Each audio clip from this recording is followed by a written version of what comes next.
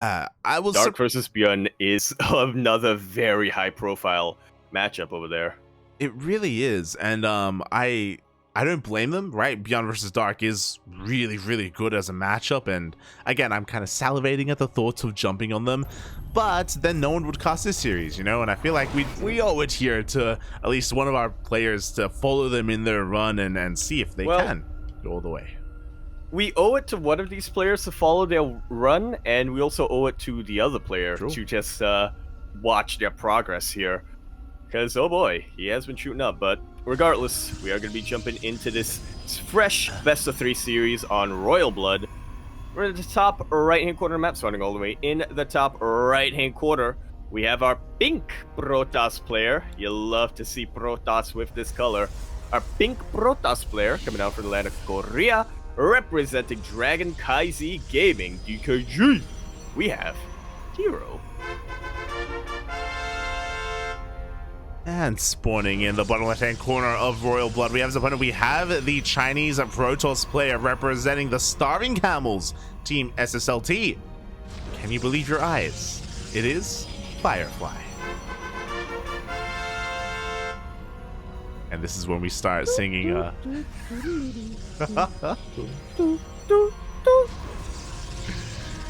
So we start singing Frost's parody. I believe he made like an entire like yeah, he wrote out the whole lyrics. Yeah. We're not gonna get into that. I can't use it though. Yeah, I can't use that though because it's not mine. Okay. It's not a copyright or a permission thing. It's just it's like whatchamacallit, you know? You're an artist. It's you not know? mine. Yeah, you like I'm actually mad that Frost finished it. And actually finished it with something good because I'm like, God damn it, I wish I came up with that. You're like, I didn't have my chance at making my own awful version. That doesn't even rhyme. God damn it. Like, God, I wish I came up with that. But yeah, but we appreciate it, Frost. It's really cool.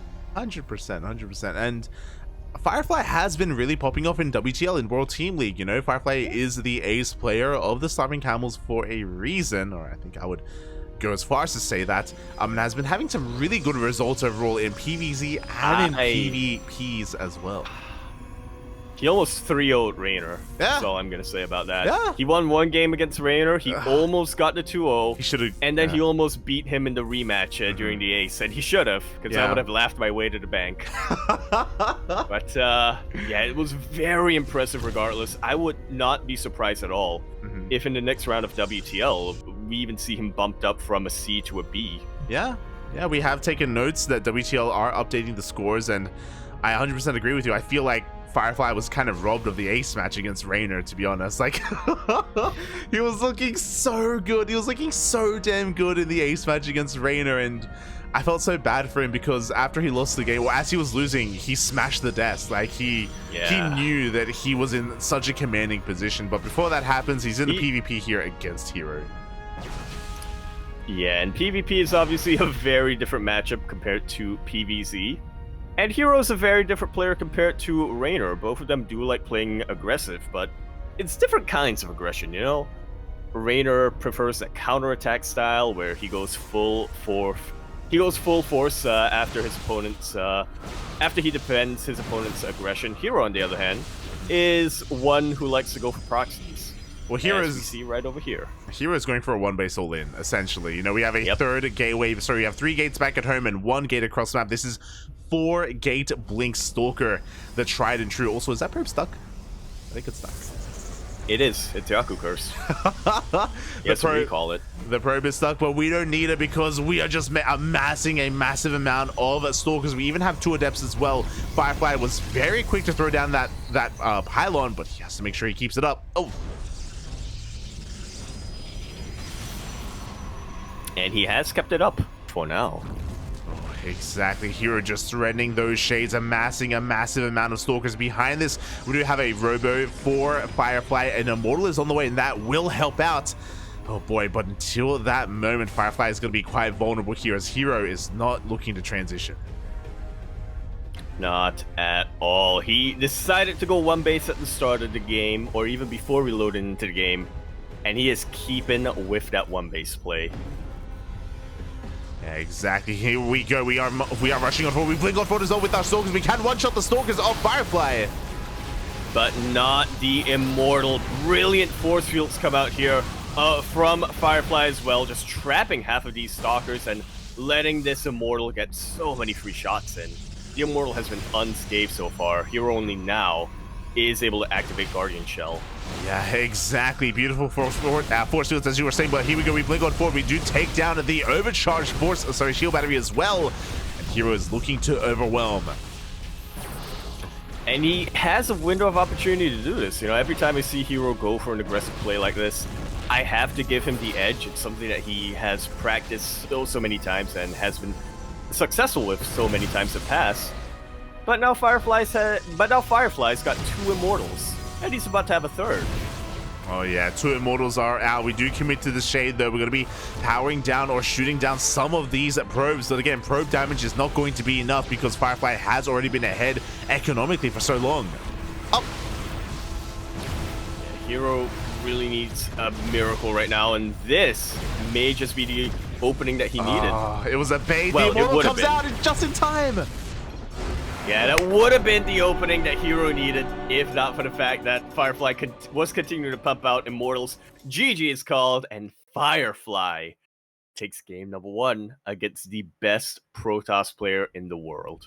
GG, well played. That was so unfortunate for herO to blink into the main base just as a 3rd Immortal comes out of the Robo, and his Stalkers are met by that just massive Immortal shot to the face. And this is getting really intense because Firefly has defeated a herO before in ESL Open Cup Asia. Again, Firefly, it isn't just against Zerg where he's proficient, but also against Protoss. Yeah. You may think that this build from herO was kind of a skill check just to see if, you know, should I play a macro game, or we'll see if you can hold this all in. But like you mentioned, they have faced each other pretty often in the past, and you know, recently Firefly has been able to consistently take games off of herO, so herO is well aware of the skill of how skilled Firefly is. And we are going to continue that now on Ancient Cistern, where in the top right-hand corner of the map, spawning all the way in the top right-hand corner of Ancient Cistern, where we have our pink Protoss player coming down from the land of Korea and representing Dragon Kaizi Gaming, DKG. He is the best Protoss player in the world, but he is 1 map away from being eliminated in the round of 16. Will it happen? We'll see. It is herO. And spawning in the bottom left-hand corner of Ancient Cistern, we have as opponent, we have the Chinese Protoss player representing the Starving Camels SSLD. It is Firefly.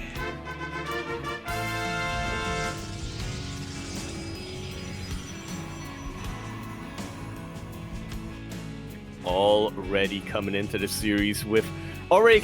map with such a confidence boost, being able to win game number 1 without that much difficulty. I mean, he still did have to be very, very aware and very, very active of his sentries and whatnot. He still had to make sure that he was controlling his units well enough and pumping out those Immortals, but it did seem like a pretty straightforward victory there for Firefly. He recognized pretty early on, this is an all-in. I just need to get Immortals and I'll hold, and there's nothing herO will be able to do after that. So if you're Firefly right now, you got to be feeling a massive confidence boost going into this map. Oh yeah, definitely. Like, I am really looking forward to see if he can make a series out of this, if he can cause the upset. Of course, it still will be an upset. herO is still the favorite, of course, but he did kind of put himself in a vulnerable position there in game number 1. He gave Firefly a win condition that was just defend, that was just hold, and Firefly was able to, you know, come up to the task. You know, he was able to meet him there, and yeah, what a game 1. Yeah, herO said defend. Firefly said okay, and then herO said, oh, I didn't think you would actually do it. What's happening? Oh, you're actually doing it. Oh. This was not part of the plan. Yeah. So we do have a much more standard opener here. Both players are going for 2-gate openers on Ancient Cistern. Meanwhile, both players are also going to be delaying their next site as they both throw down their tech of choice. That is going to be Stargate from herO and a Robo Facility from Firefly. Been a long time, actually, since we've seen Robo versus Stargate. Yeah, that used to be the meta like 2 years ago, like 2020 or 2021. We costed ESL Cup Asia every single week, so many PvPs, and it would be one or the other. But Firefly is going to be going for a more aggressive variant. Potentially, he does go for a proxy pylon, but he's abandoning the pylon itself. And there you go, he does throw down the Nexus. Yeah, it does seem like a bit of an awkward placement for a spotter pylon. So. I doubt that's what it's gonna be here from Firefly. Meanwhile, I believe herO was able to scout the Robo Facility. He may not have had time to click it, though. Yeah, he did. Nah, he did. I believe he had. It's a cancel. It got canceled after it got scouted. Oh, Firefly taking a page off of Mio Micah here, being pretty flexible with his tech, which is something you can get away with in a mirror matchup like this. But herO, he goes in for a follow-up scout with his Oracle. There is no shield battery here and no anti-air other than these sentries either. So herO confirms the Twilight Council and gets a very, very easy four probe breakfast.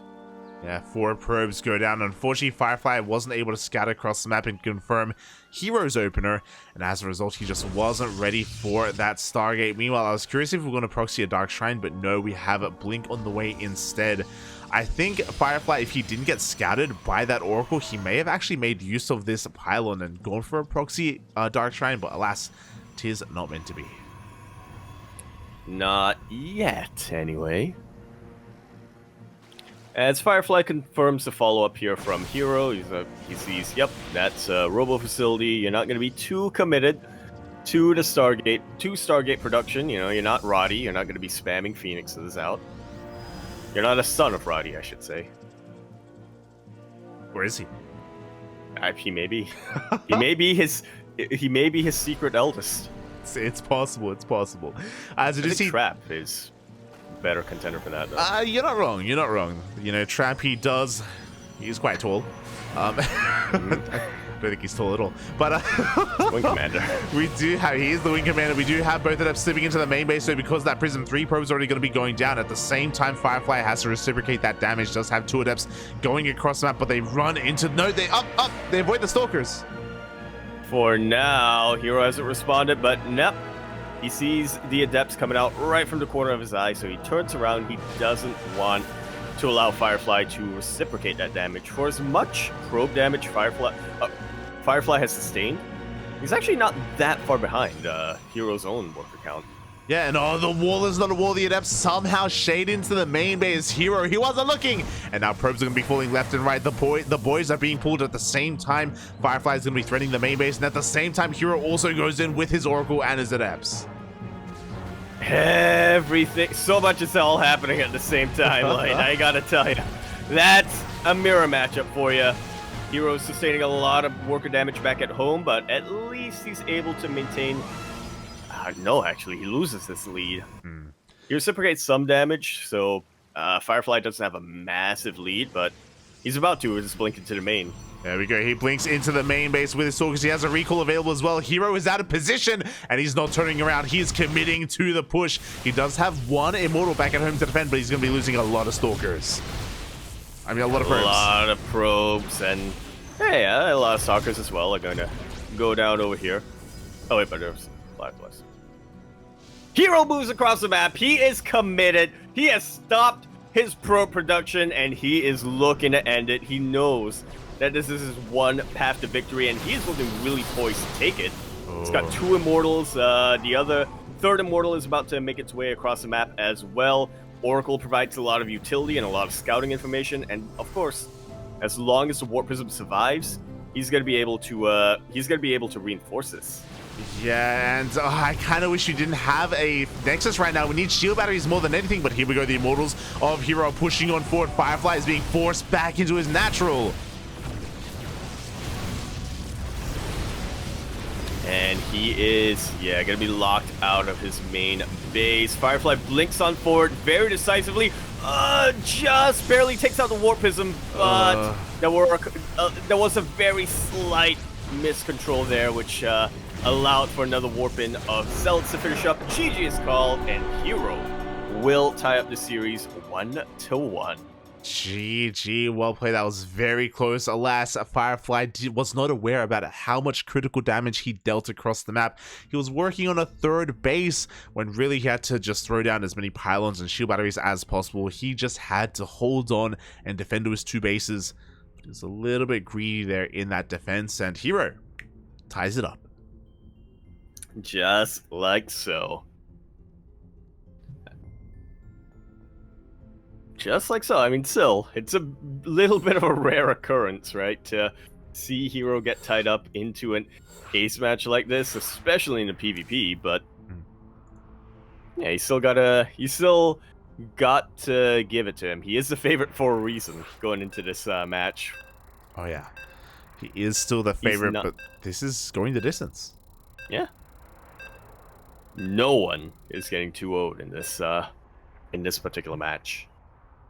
Oh yeah, exactly. And now game number 3 is going to be taking place on Gresvan, a bit of a larger map. Definitely a wide open natural as well, which does make it a little bit more exposed. It does kind of lean in towards aggressive play as well because there is no ramp, but we'll see how this does unfold. Indeed, we shall, as we conclude our best of 3 round of 16? Round of 16. Wait, round of...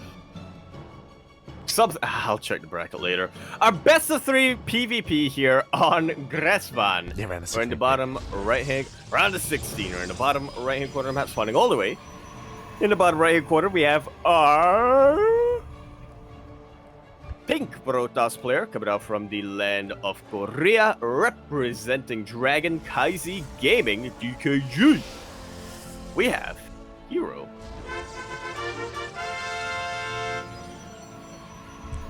And spawning in the top left-hand corner of Gresvan, we have as opponent, we have the Chinese Protoss player representing Team SSLD.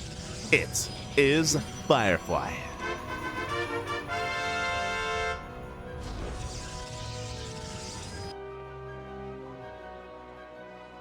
And as a quick little reminder, the winner of this will be going up against either Dark or Beyond in the quarterfinals.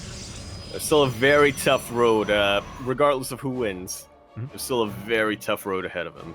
Oh yeah, and it is quite likely that we may jump into Dark versus Beyond mid-series, depending on how quick this series is, just because we're already in the ace match, and these games have been relatively short. Yeah, we started around the same time as Beyond versus Dark on some of the other streams. So we'll see. We shall see. Initially, herO is going to be throwing down his second pylon as a proxy out in the middle of the map, just to try to psych out his opponent. No, it isn't going to be a committed proxy. Likewise, Firefly is actually skirting around the edge of the map as well, going to be going for his own scout. Oh. And he hasn't found anything yet. And nothing quite yet, but he does back off, and oh, we are actually going for a proxy robo. Oh my god. I was under the assumption that this position was too far away from your opponent's base to actually throw down a proxy, especially a robo, but clearly herO knows something that we don't, which wouldn't surprise me. There's a lot of things I don't know, and I'm sure herO does. It almost looks like he wants to proxy a prism. I'm really curious if a third gateway is going to be thrown down. Meanwhile, the probe scout does get shut down here. Firefly trying to get ready for an expand. Still doesn't know about the one base all-in coming his way, but Firefly has gone up to 3 gateways, so he does have quite a bit of production, more production than herO. Yeah, that's definitely going to help out a ton in the defense, especially if it is just stalkers that are going to be elevated into the main base. Yeah, exactly. There is that prism we were talking about. We do have a couple of adepts and stalkers moving their way out. They will have a way into the main, and hey, 2 adepts in the main base this early on can be devastating. They can one-shot workers, but Firefly likewise is also going to be aggressive, and he may come across the proxy. Not if he's still on the, not if he moves across the map on the low ground like this. He's snaking around, but he doesn't quite commit. Yeah, but he's going to be pushing up this ramp. He has to be very careful. There are sentries waiting to force field. Up! He misses! And Firefly dives, or tries to dive on top of them. He is able to snipe one of herO's stalkers, but the sentries still survive, and that really is the key unit right now for him. Adepts get elevated into the main base of Firefly, and they are taking out probes left and right. This is pretty game-ending. This is game-ending damage. 8 workers go down at the same time. Firefly, he wants to try to bust into the main base of herO, but the Immortal comes out from the proxy. And the shield battery, or the sentry, sorry, with its force field is able to cut that in half. GG is called, and herO reminds everybody why he is the best Protoss player in the world by taking a very short 2-1, honestly. It was a pretty short series. 2-1 over Firefly.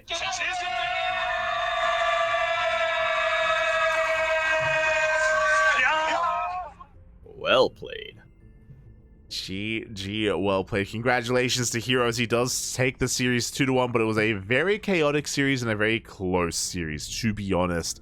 I hope that Firefly isn't feeling too bad about its results, and I hope he is feeling maybe even reinvigorated as well, because that was pretty close. That really could have gone either way. It honestly could have. And probably should have as well. Yeah.